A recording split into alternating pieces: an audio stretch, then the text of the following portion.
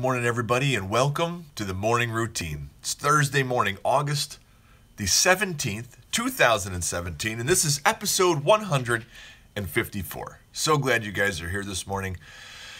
It's Thursday already. I mean, wow, right? The weeks, they just keep buzzing right by. So I hope everybody's week is going solid.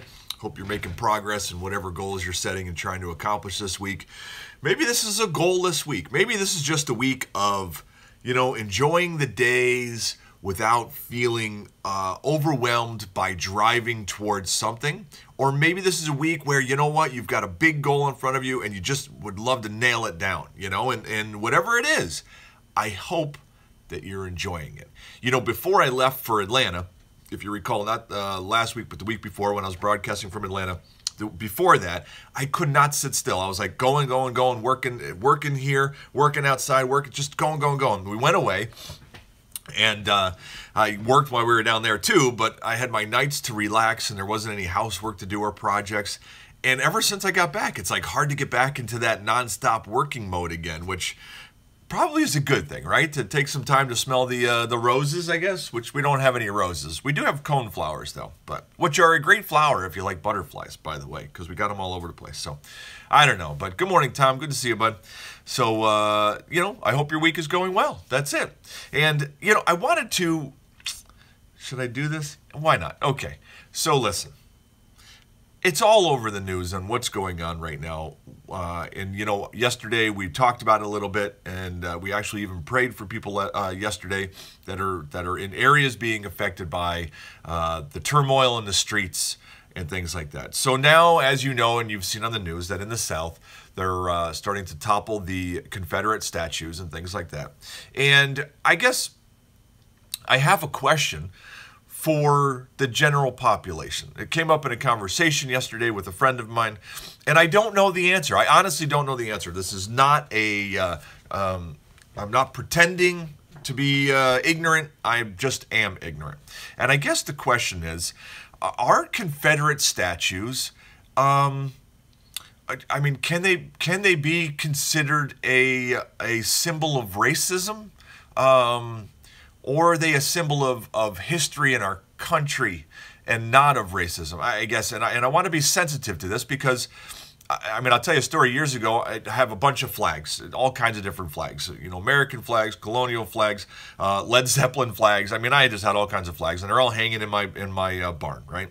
Well, one of the flags I had in there was a Confederate flag that I don't even know where I got over the years. When you're a kid, Dukes of Hazzard car was sweet, so I found a flag and I had it.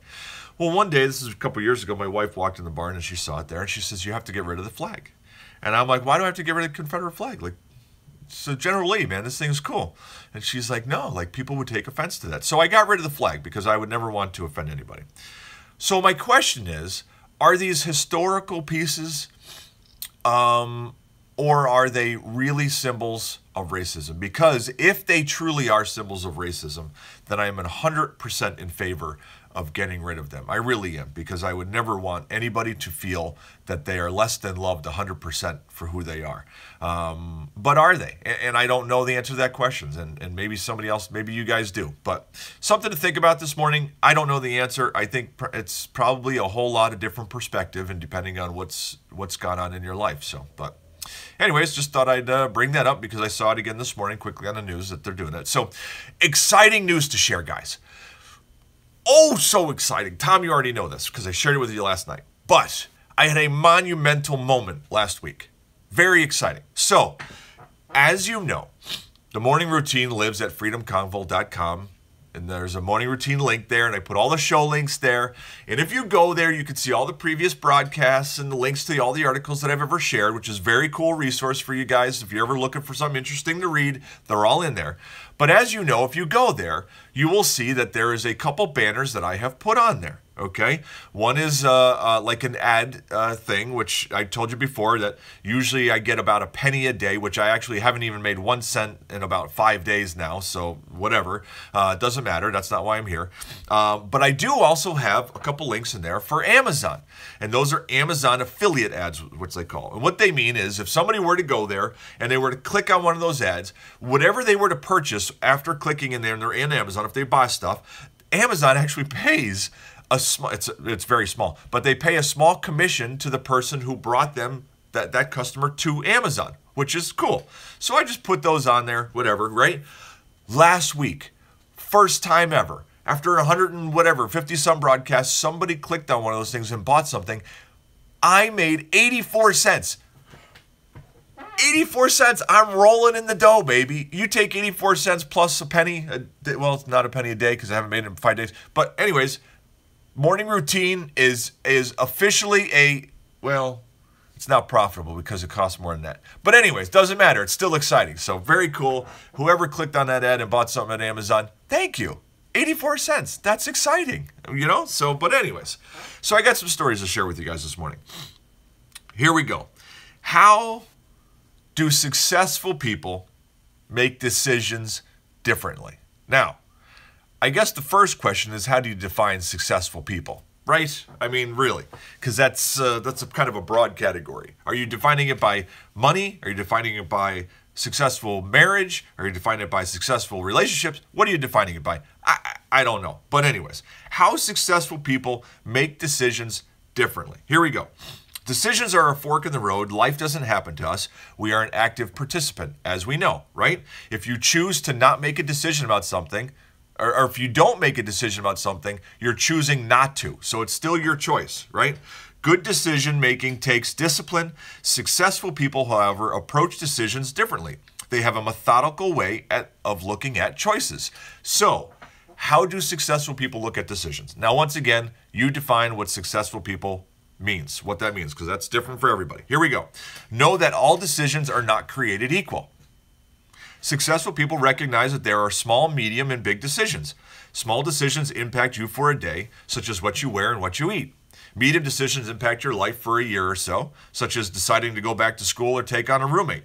Bigger decisions are made once or twice a year, and successful people use their goals to navigate to the right choice.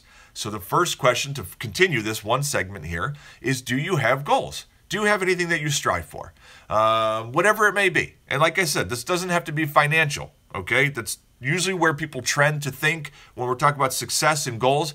Doesn't have to be. I mean, that's honestly, at the end of the day, it's probably one of the least important things in your life right now, But here are what they do. They keep 5 prime goals and stay focused on them. 5 prime goals and stay focused on them. They identify the top priority and give it favorable treatment when making a decision. They look for goal and decision overlap, treating this decision with more care. And they appreciate momentum, identifying the benefits of continuing to move in the right direction. So this is one way that successful people make decisions differently than people who have had a struggle in reaching success. They also deal with bad decisions. We all make bad decisions, but successful people course correct more quickly. Most people don't act because it's painful, which is absolutely true. If you think about somebody who is not successful in a relationship, a lot of times they'll stay in a bad relationship and they won't correct their bad decision because it's painful to go out and be alone. So, I mean, you can see this, right? Or if they have a business idea and it's losing money, they feel so emotionally invested that they stay and keep losing instead of cutting it and moving on, right? They also fix things fast. The key is to always revert back to your goals. Is what you're doing in line with what your goals are? Successful people also avoid pitfalls a little bit better. Good morning, Carrie. And it's also important to recognize when your ability to make good decisions is vulnerable, such as when you're in a hurry, prideful, angry, lonely, rejected, or tired. Successful people know when they're not in a good place to make a decision. Once again, very smart in their decision making. So, great article. There's more to it than just what I shared. Also, the link will be in the show links, of course, so you can check it out a little bit more. So, but okay, this is a great one. So Jeff Bezos, you know Jeff Bezos, Amazon.com, right? Guy's worth 86 billion with a B. $billion, $86 billion. He recently tweeted out a request for ideas worth philanthropical investing that would help society both short-term and long-term. He was looking for ideas of how to spend his $86 billion to invest it into helping the world both now and long-term. So he put that out there. Well, guess what? He got 46,000 responses on Twitter on how he should spend billions of dollars to help the world. So, what do you think people suggested the most? I thought that was interesting, so I read on. Well, turns out Americans feel most strongly about things like cancer treatment, cheaper medicine, and mobile health care. So it's all medicine related. Overall, though, world around, though, right? I'm sorry. I just got, Carrie, that's awesome. Because you're right. This is a very big K cup. You're awesome, man. That just made me laugh. But back to the story, though. Overall, the overwhelming world response to how to spend his money, though, was to facilitate having universal access to clean drinking water. Interesting. We hear about that. I have my water shirt from the organization Charity Water. I love that shirt. I love the idea of having clean water everywhere, and it's awesome. So that was the overwhelming response. This article is a long article with a lot of research in it, a lot of interesting facts and things like that. So if you like that stuff, you would love this article to look into it more. It'll be at the show links. Go check it out. One last thing to share. Dunkin' Donuts, guys. For those who are Dunkin' Donuts, they are testing the abbreviated Dunkin' signage at one of their California stores. They are just taking down the donuts and leaving it just Dunkin'. So while we remain number one of donuts in the country, as part of our efforts to reinforce that Dunkin' Donuts is a beverage-led brand and coffee leader, they are changing, well, they're testing the change to just Dunkin'. So they're afraid that people know them as a donut place and not as a coffee house like Starbucks. And so now they're trying this Dunkin' name. So how do you feel about that? I really don't care, but I don't know if somebody's going to have an allergic response to that. You know, who knows? Be like, hey, wait a minute. I want to go to Dunkin' Donuts, not Dunkin'. But everybody calls them Dunkin', so what's the difference? So anyways, trending. Top 10 most searched things on Google Trends yesterday are number 1, Real Madrid soccer team. Number 2, Elvis Presley. Number 3, Game of Thrones Season 7, Episode 6. Number 4, Christopher Cantwell. Number 5, the Powerball winning numbers. No Powerball winners were found, so Saturday will be up to $510 million or more. That's so exciting just to, like, dream about. I haven't bought a ticket forever. I should go buy, what are they, like a buck and a half? I don't know what they are. But just to have the chance to dream of winning, that would be exciting. Number 6, resort making group lawsuit. Don't know what that is. Number 7, LeBron James. We know who he is. Number 8, Grace Vanderwall. Number 9, Natalie Holloway. And number 10, Danielle Craig. Those are the top 10 most searched things on Google as of yesterday. Let's go check some trending news and see what's going on this morning. Top of the list is American Manufacturing Council. Trump disbands 2 business advisory councils after string of resignations. After that, we have Charlottesville, Virginia. Heather Heyer remembered in Charlottesville Memorial Service. She was the one who was killed by the guy with the car that raced through the crowd of people in Charlottesville, and they had her service yesterday, and her parents spoke at it. Very powerful. I watched part of what her mother had to say, and it was her mother was very well spoken, very powerful. Next, Himalayas. Indian and Chinese troops throw stones at each other. Okay. Next, Greg Stanton. Mayor wants Trump to delay Phoenix rally. After that, we have Steve Bannon. No military solution to North Korea, Bannon says. After that, we have Barcelona. Barcelona general manager, we're close to signing Coutinho Dembele. I don't know anything about what that means. It sounds like it's soccer and don't know who they are. It's probably a really big deal, but I don't know. Next, Durham, North Carolina. Takia Thompson, hailed as hero, showered with support for toppling Confederate statue. There you have it then. Next, Robert E. Lee. Here's what Robert E. Lee thought about Confederate monuments. That should be an interesting article. And last but not least, Camrose, Alberta. Canadian woman, 84, finds long-lost diamond ring wrapped around a carrot. That's kind of a weird thing. That carrot must be pretty nasty if it was long lost. So that was our trending news for this morning, guys. Let's jump on over. Let's get ourselves a passage of wisdom to start our day off. Today's passage, guys, as you know, this week we've been talking a lot about kind of releasing anxiety and worry and handing it over and not carrying it with us and feeling like we have to control everything, because when we control everything, that's when anxiety and worry gets stronger in our lives. So this is another passage that kind of goes along those lines. So today, Hebrews chapter 13, verses 5 and 6. Keep your lives free from the love of money and be content with what you have. Because God has said, never will I leave you, never will I forsake you. So we say with confidence, the Lord is my helper. I will not be afraid.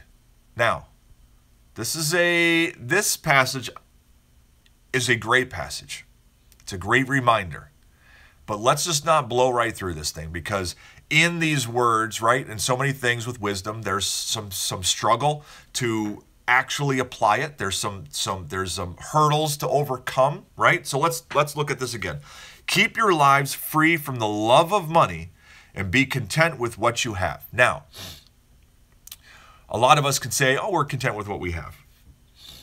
But when we're alone and if we can catch the thoughts that we have during the day, are we truly content with what we have? And I don't mean physical belongings. I don't mean a coffee mug or a TV or whatever. By the way, nice logo. Don't you like? Morning routine. But anyways, TV or car. What about money for savings, right? For retirement, for whatever it is, for college education for your kids, for, these things, right? Keep your lives free from the love of money, loving money, which means raising it up and putting it ahead, and be content with what you have. Be content with what you have, because God has said, never will I leave you, never will I forsake you. This can be a struggle. It has been for me, because it's like, great, okay, I don't worry if I have anything, so if I don't have anything, God will never leave me and never will forsake me, but will he pay my bills, right? There's that tension that we're talking about. In all bits of wisdom, there's a little bit of tension, right? So so say with confidence, the Lord is my helper. I will not be afraid. Guys, the Lord is with you. God is with you if you have chosen to walk side by side with him. He will protect you. He will take care of you. And yes, you still need to go out and work. And yes, it's fine to have goals to achieve. And yes, he has built all of us with intention to accomplish great things, whatever they may be. Maybe it's to be the best friend somebody has ever had in their life and you were there when they needed you most. Maybe that's what it is. Maybe it's to be a huge tycoon and lead businesses to give jobs to hundreds of thousands of people. I don't know what it is, right? But the key is that you can do those things without having a love of money and a worry and anxiety on if you have enough. And that is really the rub that we have to figure out each individually for ourselves. So that is a great passage. I hope that it challenges you today, because if it challenges you today, that means that you'll come out better on the other side if you go through the challenge. So let's pray, guys, and let's get this day started. Good morning, Father. Thank you for today. This day, Thursday, this very specific day that we sit here right now sharing some time together. Father, I thank you for this passage this morning, once again, reminding us in yet another way that you're here for us, you'll take care of us, you'll protect us, you're walking side by side with us. Father, help us today as we go out and we work hard to earn, and we set goals to achieve, and we think about tomorrow. We try to plan for tomorrow, even though we don't know tomorrow is guaranteed. We still need to try to plan. Be with us today, that help us keep things in perspective. Help us be so thankful for where we are right now today, and so appreciative of the blessings that you have given us, and that our love is on following after you. And if rewards, financial rewards, or whatever the rewards are, come alongside as we follow you, then we thank you for those blessings that you've put into our life. Help us not to put those things as the main goal and priority as we walk through our days. Father, we love you and we thank you. Amen. Guys, that is a wrap. So glad you guys were here this morning on the morning routine. Show links will be online in like just a couple of minutes, so you can go check those out at freedomconvold.com/morning show, or on Facebook, you just hit the learn more, or the link is in the comments. On YouTube, it's on there as well. And if you're on the podcast, come on over and see me at our website. So glad to see you guys this morning. I hope you guys have a tremendous day. And until tomorrow morning, don't forget to be exactly who you were meant to be. Love you guys. See you later.